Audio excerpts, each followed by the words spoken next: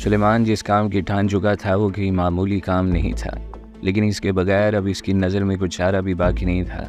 इसे हर हाल में हुरैन की बोलती बंद करनी थी, क्योंकि वो इसके रास्ते में हातिम से ज़्यादा ख़तरनाक चीज़ थी।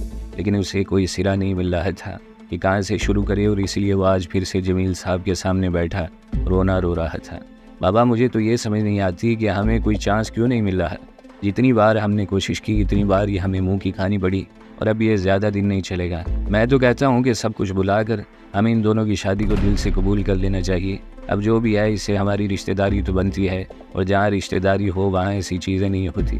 सुलेमान इनके ख्यालात जांचने के लिए बोला तो जमील साहब ने इसे कड़े तेवरों से घूरा। बस निकल गई आवाज़ तुम्हारी, लगता ही नहीं तुम मेरा खून हो। याद करो इस कल के लौंडे ने हमारा कहाँ कहाँ नुकसान किया है, और इस दिन वो क्या कुछ बक कर यहाँ से गया है। अब अचानक से तुम्हें रिश्तेदारियाँ याद आ गई। वो भड़कते हुए बोले तो सुलेमान नज़रें झुका गया। बस एक बार इसकी फैक्ट्री हमारे कब्ज़े में आ जाए तो मैं सब कुछ भूल जाऊँगा, लेकिन हिसाब तो इसे देना ही पड़ेगा। जमील साहब नफ़रत से बोले तो सुलेमान जो कुछ और भी कहना चाह रहा था खामोश होकर रह गया। फिर मैं तो कहता हूँ कि अब इस पर हमला करवाने का सही वक्त आ पहुँचा है। अब तो कोई हम पर शक भी नहीं करेगा, क्योंकि हमारी तो इससे सुलह हो गई है। उल्टा हम शोर मचाएंगे इस पर हमले को लेकर। इसके बाद तो सब कुछ हुरैन का ही होना है, और हुरैन को कैसे काबू करना है यह आपसे बेहतर कोई नहीं जानता। सुलेमान दूर की कोड़ी लाया तो जमील साहब ने इसे अफसोस से देखा। और उल्लू के बट्टे तूने देखा नहीं कि कैसे वो अपनी शौहर की ज़रा सी बेइज्जती पर तेरा मुंह लाल कर गई थी। अभी भी तू ये बात कर रहा है कि मैं हुरैन को काबू में कर लूँगा। जमील साहब इसे लिताड़ते हुए बोले तो अपना सर झुका गया। तो फिर यही रह जाता है कि हम आतिम मंजूर को रास्ते से हटा दें। वो अब रूज खाते हुए बोला, ये बातें पहले बोलते हुए तुम्हें मौत पड़ती थी, अब आए हो ना लाइन पर। जो करना है वो करो, लेकिन मैं इस मैदान में सिवाय खुद के किसी और को नहीं देखना चाहता। जमील साहब इसे ग्रीन सिग्नल देते हुए बोले तो वो मुस्कुराते हुए उठ खड़ा हुआ। बस फिर दिन गिन कर रखें, अगले 1-2 दिन में आपको खुशखबरी मिल जाएगी इसकी हलाकत की। वो हंसते हुए बोला तो जमील साहब भी इसकी हंसी में शामिल हो गए। मुझे शिद्दत से इंतज़ार है। इधर हुरैन के भी हाथ पाँव बंधे हुए हैं, और वो इसकी मोहब्बत में पागल हुई जा रही है। खुलकर कोई इकदाम वो तभी करेगी जब वो रोद होकर फारिग हो जाएगी और ठंडे दिमाग से सोचेगी। जमील साहब इसे समझाते हुए बोले तो वो सर हिलाते हुए बाहर निकल गया, और फिर इसके बाद का सारा काम इसने नहायत फुर्ती से किया। 4 टीटी को इसने सारा प्लान समझाते हुए रैकी पर लगा दिया, और 2-3 दिन में इसे हातिम की मसरूफियात की सारी रिपोर्ट मिल गई। वो जमील साहब से भी ये बात छुपा गया था कि इसका असल शिकार हातिम नहीं बल्कि हुरैन है। ऐसा करो सुबह का वक्त मुनासिब रहेगा। एक तो लोगों का रश भी कम होता है, और दूसरा सब लोग जल्दी में भी होते हैं। इसे तुमने तब निशाना बनाना है जब वो हातिम के साथ अपने घर से निकलेगी, और कोशिश करना इसी सोसाइटी में इसका काम तमाम हो जाए। वो जगह वैसे भी ज़्यादातर सुनसान ही रहती है। सुलेमान टीटी को समझाते हुए बोला तो वो सर हिला कर रह गया। और हाँ, अपने साथ कोई 5-6 बंदे लेकर जाना। मैं नहीं चाहता कि अब की बार भी वो तुम्हें चकमा देकर फरार होने में कामयाब हो जाए। सुलेमान शाहिद को खड़े तेवरों से घूरते हुए बोला तो इसकी कुगी बन गई। ओ सर जी, अब हर बार तो किस्मत साथ नहीं देती ना, अब की बार तो समझो ये काम हो गया। टीटी दान निकालते हुए बोला तो सुलेमान इसे नोटों की एक बारी गड्डी थमाते हुए जाने का इशारा कर गया। ये एडवांस है, बाकी आधा काम हो जाने के बाद मिलेगा, और अगर ये काम ना हुआ तो फिर इन पैसों की तुम्हें कोई ज़रूरत नहीं रहेगी, क्योंकि जब तुम दुनिया में ही नहीं होगे तो पैसों का क्या करना। सुलेमान ठंडे लहजे में बोला तो टीटी थूक निकल कर रह गया। वो जानता था कि यह सुलेमान की तरफ से आखिरी वार्निंग है, और जो वो कह रहा है वही होगा, इसलिए गड्डी थामते हुए खामोशी से बाहर निकल गया। हातिम को कुछ दिनों से अजीब सा एहसास हो रहा था, ऐसा जैसे कोई इसका पीछा कर रहा हो या इस पर नज़र रखी जा रही हो। अगर वो कोई आम इंसान होता तो इसे कभी शक न होता, लेकिन वो इतना कुछ देख चुका था कि इसकी तेज़ नज़रों से ये मामला पोशीदा न रह सका। एक अदद 86 मॉडल की करोला गाड़ी इसकी नज़रों में आ चुकी थी, जो बड़े मुख्तार तरीके से इस पर नज़र रख रही थी। ऐसे वैसे तो कोई फ़र्क नहीं पड़ता था, क्योंकि वो जानता था कि अब सुलेमान इस पर बराह रास्त कोई हमला नहीं करेगा।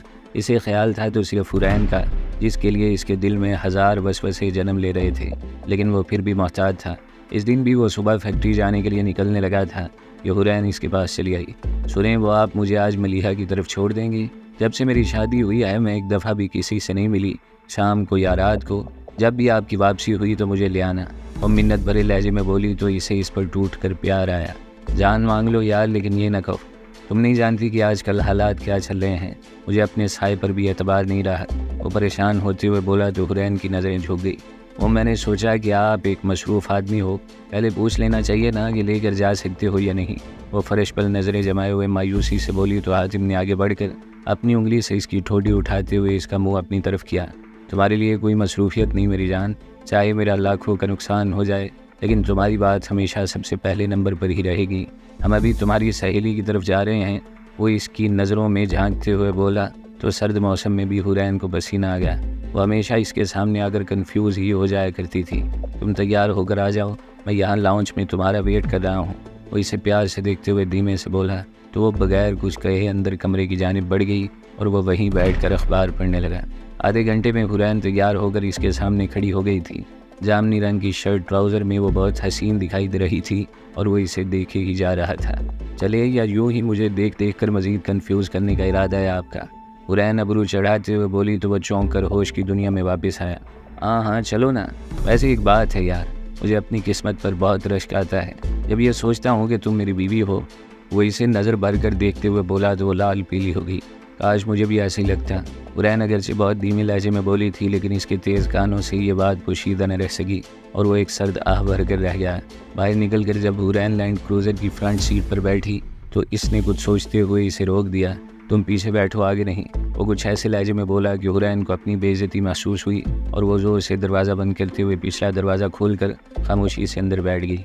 हातिम खामोशी से ड्राइविंग सीट पर बैठकर गाड़ी स्टार्ट करते हुए इसे घर से बाहर निकाल लाया। वो बहुत मोहतात था और हर तरफ इसकी नज़रें किसी शिकरे की तरह फिर रही थी। जैसे इसकी गाड़ी जन्नत पैलेस जाने वाली सड़क से नीचे उतरी, इसे वो सफ़ेद गाड़ी सामने सड़क के किनारे खड़ी हुई नजर आ गई।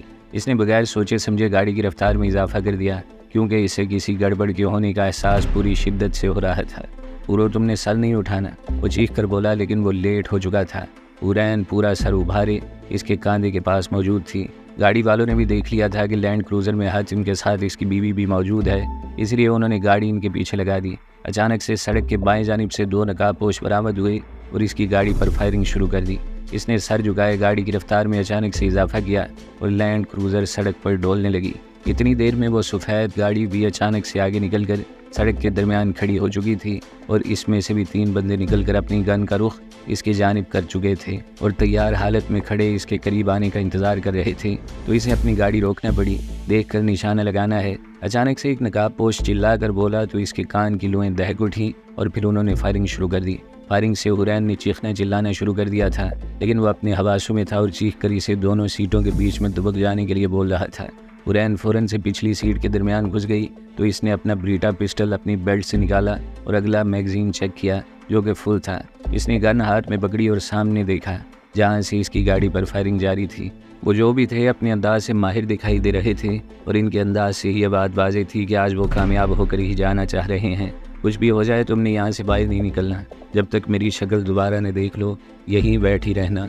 वो हुरैन को देखते हुए सख्ती से बोला तो वह सर हिलाकर रह गई, लेकिन इसकी आंखें भीग चुकी थीं। हातिम प्लीज़ ध्यान से, ये लोग तुम्हें नहीं छोड़ेंगे, तुम बाहर मत जाओ ना। वो आंसू पीते हुए बोली, जाना ज़रूरी है वरना मेरे साथ साथ ये तुम्हें भी नहीं छोड़ेंगे।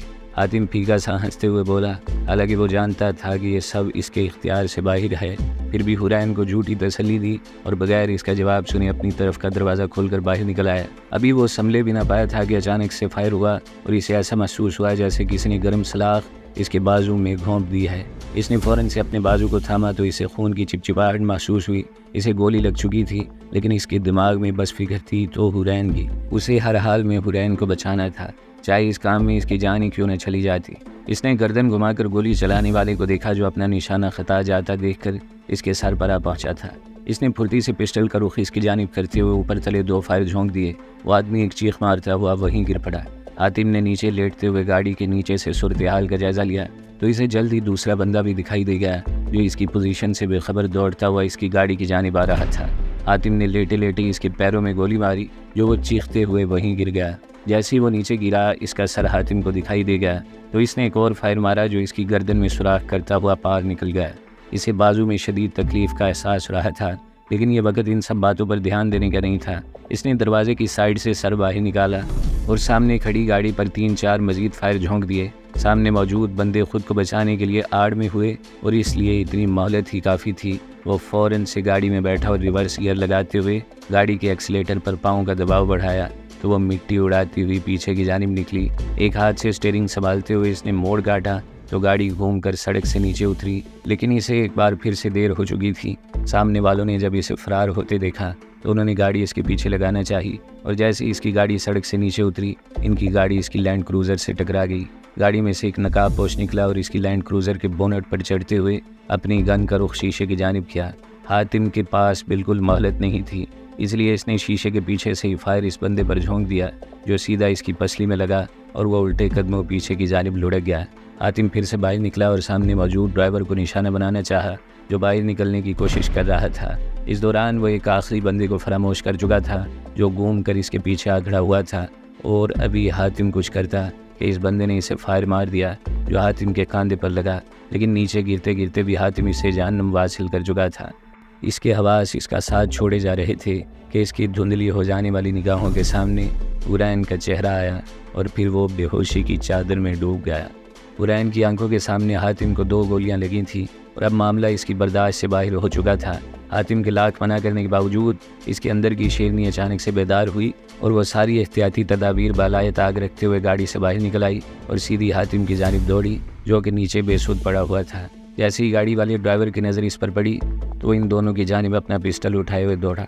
हुरैन के पास सोचने के लिए बिल्कुल भी मोहलत नहीं थी, इसलिए इसने हातिम के हाथ से गन पकड़ी और इसका रुख गाड़ी वाले की जानिब करते हुए अंधाधुंध फायरिंग शुरू कर दी, जिसमें से एक गोली ने इस बच जाने वाले आखिरी बंदे का भी काम तमाम कर दिया और वह वहीं इन दोनों से महज चंद कदम की दूरी पर ढेर हो गया। एक हाथ में गन थामे वो फ़ौरन से नीचे बेसुध से बड़े हातिम की जानिब मुतवज्जा हुई। हातिम प्लीज़ आंखें खोलो, प्लीज़ हातिम, देखो मैं तुम्हारी हूरो, प्लीज़ हातिम। इसकी हालत अजीब हो रही थी। बड़ी मुश्किल से वो हातिम को घसीटते हुए गाड़ी तक लाई और जिस मुश्किल से इसने हातिम को गाड़ी में डाला ये वो ही जानती है, लेकिन इस वक्त इसमें कोई अनदेखी कुव्वत समा गई थी जो इससे ये सब करवा रही थी। फ़ौरन से दरवाज़ा बंद करते हुए वो ड्राइविंग सीट पर आई और गाड़ी स्टार्ट करते हुए इसने रुख बाहर जाने वाले रास्ते की तरफ कर दिया, क्योंकि सोसाइटी अभी नई थी और इसमें हॉस्पिटल जैसी सहूलत फ़िलहाल मुयस्सर नहीं थी। गाड़ी को पूरी रफ्तार से दौड़ाती वो पिम्स हॉस्पिटल पहुंची और एमरजेंसी के सामने इसे रोकते हुए अच्छा खासा रोला डाल दिया, जिसका खातिर खा असर हुआ और फ़ौरन हातिम को इंतहाई निगहदाश्त के शोबे में तबई इमदाद के लिए पहुँचाया गया। पुलिस के आने तक हम पेशेंट को नहीं देख सकते, आप प्लीज़ यहाँ बैठ जाएँ। अचानक से एक डॉक्टर कहीं से निकल आया और इसे प्रोफेशनल अंदाज में बताते हुए बोला, बात सुनो, मैं जमील खाकवानी की बेटी हूँ और ये मेरे शोहर हैं, इन्हें फ़ौरन ट्रीटमेंट दो वरना मैं तुम्हारी इस हॉस्पिटल को आग लगा दूँगी। वो ज़बत की इंतहा पर पहुँचते हुए इंतहाई सर्द लहजे में बोली तो डॉक्टर फ़ौरन से वापस पलट गया। इसने पर्स से मोबाइल निकाला और कुछ सोचते हुए मुनीर का नंबर मिला दिया। हाँ जी भाभी जी, खैरियत तो है ना? मुनीर की परेशान सी आवाज़ इसे सुनाई दी। मुनीर भाई, वो हातिम को गोलियां लगी हैं, वो बुरी तरह ज़ख्मी हो गए हैं, आप प्लीज़ फ़ौरन पिम्स हॉस्पिटल पहुँचे। वो अपने आंसू पीते हुए रूहान से लहजे में बोली तो मुनीर ने बगैर कुछ कहे फ़ोन काट दिया और फिर 20 मिनट से भी कम वक्त में वो हॉस्पिटल पहुँच चुका था। क्या हो गया बहना, ये सब कैसे हुआ? इसकी सुरख आंखें देख कर ही वो समझ गया था कि वो कितनी अजियत से गुजर रही है। आप घर से आ रहे हैं? वो जाने क्या सोचते हुए पूछ बैठी। नहीं, मैं फैक्ट्री से आ रहा हूँ, सुबह निकल गया था कुछ ज़रूरी काम से फैक्ट्री के। मुनीर उलझन से बोला। हम पर हमला हुआ है भाई, जन्नत पैलेस से नीचे उतरते ही जो मोड़ आता है वहाँ, इन सब की डेड बॉडीज़ उधर ही पड़ी हुई हैं अभी। 4 को तो हातिम ने मार दिया था और एक मेरे हाथों से मारा गया। वो दोनों हाथ सामने फैलाते हुए फूट फूट कर रो पड़ी। हातिम को 2 गोलियां लगी हैं, लेकिन मेरा शेर हार नहीं मान रहा था और इनसे मुकाबला करता रहा। वो रोते हुए बोली तो मुनीर ने इसे अपने साथ लगा लिया। मैं जानती हूँ भाई ये सब किसने किया, लेकिन हातिम ने मुझे आखिरी वक्त तक पता नहीं चलने दिया और मुझे मना ही करता रहा। वो ज़ारो कतार रोए जा रही थी। ना मेरी बहन ना, अल्लाह इसे अपने हिफ्ज़ अमान में रखेगा, तुम परेशान ना हो। मुनीर इसका सर थपकते हुए बोला तो इसके आंसुओं में मज़ीद शिद्दत आ गई। इसे कुछ हुआ तो मैंने ख़ुद को ख़त्म कर लेना है भाई, मैं पहले ही इसके साथ बहुत ज़्यादती कर चुकी हूँ। वो तड़पते हुए बोली। पेशेंट को खून की ज़रूरत है, आप जल्दी से ओ नेगेटिव का बंदोबस्त कीजिए। अचानक से एक नर्स इनके पास चली आई।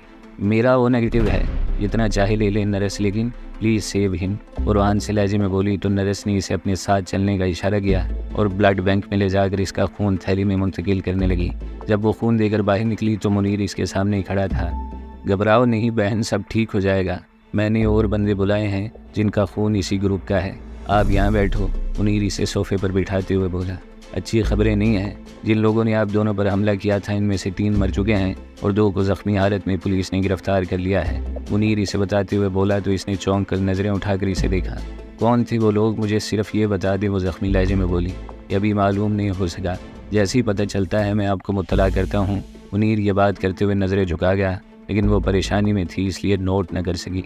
मेरे ड्राइवर के साथ आप घर चली जाएँ, मैं यहाँ मौजूद हूँ हातिम के साथ। मुनीर ने इसे घर जाने की ऑफ़र दी तो वो शिद्दत से नफ़ी कर गई। सवाल ही पैदा नहीं होता, वो वहाँ बेहोशी की हालत में पड़े ज़िंदगी और मौत की जंग लड़ रहे हैं और मैं ऐसी हालत में इन्हें छोड़कर घर चली जाऊँ? इम्पॉसिबल। वो नफ़ी में सर हिलाते हुए बोली। लेकिन आपकी हालत ठीक नहीं है बहना, इसलिए मैंने आपको बोला है। मुनीर इसे समझाते हुए बोला, लेकिन वो अपनी बात पर अड़ गई। कुछ भी हो जाए मैं नहीं जाने वाली, वो अटल लहजे में बोली तो मुनीर इसके इरादे की सख्ती बांधता हुआ खामोश हो गया और खड़े होते हुए थोड़ा साइड पर होकर अपने मोबाइल से किसी को कॉल करने लगा। वो कुछ घंटे सख्त असाबी जंग पर मुहित थे। इसने अपने घर फ़ोन करने की ज़हमत तक गवारा नहीं की, क्योंकि वो अच्छी तरह से जान चुकी थी कि इस हरकत में किसका हाथ हो सकता है। मुनीर वहाँ से निकलकर सीधा घर आया और शाजिया को साथ लेकर हॉस्पिटल पहुँचा। शाजिया को वहाँ छोड़ते हुए वो मुतल्लका थाने पहुँचा, जहाँ ये केस दर्ज हुआ था, और सीधा SHO के कमरे की जानिब बढ़ गया। SHO इसे देखकर खड़ा हो गया, क्योंकि वो मुनीर नियाज़ी को पहचान चुका था। सर जी, मैं आपको ही रिपोर्ट देने वाला था, लेकिन आप खुद ही चले आए, SHO खिस्यानी से लहजे में बोला, क्योंकि वो मुनीर नियाज़ी को अच्छी तरह से जानता था और इसकी हैसियत से आगाह था। बच जाने वाले कहाँ रखे हैं, बस ये बता दो। वो खुद को कंट्रोल करने की हत्युल इम्कान कोशिश करते हुए बोला। सर जी, सिविल हॉस्पिटल में है दोनों, कड़ी निगरानी में रखा हुआ इन्हें, SHO पूरी यकीन लहजे में बोला। अभी चलो, मुझे इनसे बात करनी है फ़ौरन, वो फैसला कुल लहजे में बोला तो SHO इनकार न कर सका और टोपी सर पर जमाते हुए इसे पीछे आने का इशारा किया। कुछ ही देर में वो दोनों सिविल हॉस्पिटल में मौजूद थे। यहाँ अंदर हैं वो दोनों।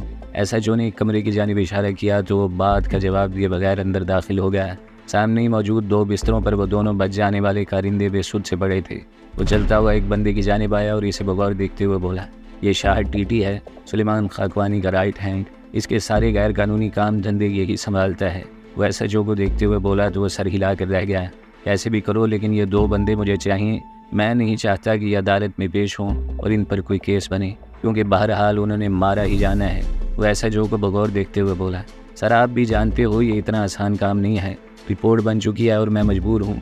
SHO लाचारी से बोला, जिसकी बात का मतलब वो अच्छी तरह से समझ रहा था। शक्ल से तो तुम समझदार लगते हो, फिर ऐसी क्यों बात कर रहे हो? जब मैंने इन्हें मांग लिया तो बात ख़त्म। रिपोर्ट बन गई हो या चालान कट गया हो तो तुम्हारा मसला है, वो ठंडे लहजे में बोला। तो SHO इसकी बात का मतलब समझते हुए फ़ौरन से सर हिलाने लगा। जैसे आपकी मर्ज़ी जनाब, हम तो हुक्म के ग़ुलाम हैं, वो ताबेदारी से बोला। शाबाश, तुम भी मायूस नहीं हो गए। इनको यहाँ से निकालने का बंदोबस्त करो और फिर घर जाकर अय्याशी करो, वो SHO को इशारा करते हुए बोला तो वो सर हिलाते हुए बाहर निकल गया। और फिर कुछ ही देर बाद शाह टीटी को प्राइवेट एम्बुलेंस में मुनीर की बताई हुई जगह पर शिफ्ट किया जा रहा था, जहाँ इसके इस भरोसे के बंदे ने टीटी को कमरे में पहुँचा दिया, जहाँ इसे हर किस्म की तिब्बी इमदाद दी जा सकती थी। इसका ख्याल करना ये बस मरने न पाए। इन्हें तंबीह करते हुए वहाँ से निकल आया और SHO को एक तगड़ी रकम पकड़ाई तो वो सैल्यूट मारते हुए निकल गया। वो फिर से दोबारा हॉस्पिटल पहुँचा, जहाँ शाजिया हनूज रोती हुई हुरैन को तसल्लियाँ देने में मसरूफ़ थी। शुक्र है आप आ गई, इसे समझाए ना। अब तो डॉक्टर ने भी कह दिया कि हातिम की हालत ख़तरे से बाहर है। शाजिया इसे खुशखबरी सुनाते हुए बोली तो इसके दिमाग पर पड़ा मनोवजनी बोझ अचानक से उतर गया। वो थैंक गॉड यार, या अल्लाह तेरा शुक्र है। वो दोनों हाथ उठाकर शुक्र अदा करते हुए बोला और फिर हुरैन की जानिब मुतवज्जा हुआ। बस कर जाओ बहना, देख लो अल्लाह ने तुम्हारे हातिम को तुमसे दूर नहीं जाने दिया। ये रोना बंद करो ताकि हमें भी थोड़ी हिम्मत मिले। वो हुरैन के सर पर हाथ रखते हुए बोला तो वो सर उठाकर इसे देखने लगी। बस मुनीर भाई, एक बार वो ठीक हो जाए तो मैं कभी इसे तंग नहीं करूँगी, वो भीगे लहजे में बोली। तो मुनीर ने इसे आंख का खफीफ सा इशारा करते हुए शाजिया की मौजूदगी का एहसास दिलाया तो वो फ़ौरन से खामोश हो गई। तुम तंग भी तो बहुत करती हो ना इसे, ना जगह देखती हो ना वक्त, बस इसके साथ चिपक कर इसे तंग करना शुरू कर देती हो। वो बात का रुख तब्दील करते हुए बोला तो हुरैन ने मशकूर नज़रों से इसे देखा। वो आंसू साफ करते हुए बोली तो वो कुछ कह नहीं जा रहा था कि डॉक्टर इनके पास चला आया। हम लोग पेशेंट को रूम में शिफ्ट कर रहे हैं। अल्लाह का करम हुआ कि इनकी जान बच गई, वरना अगर बर वक्त खून न मिलता तो बड़ी मुश्किल हो जाती। डॉक्टर इन्हें तसल्ली देते हुए वहाँ से चला गया तो इसने हुरैन की जानिब देखा, जिसकी बर्दाश्त अब जवाब दे चुकी थी और वो वार्ड से मुल्हिका मस्जिद में सजदा शुक्र अदा करने चल पड़ी थी।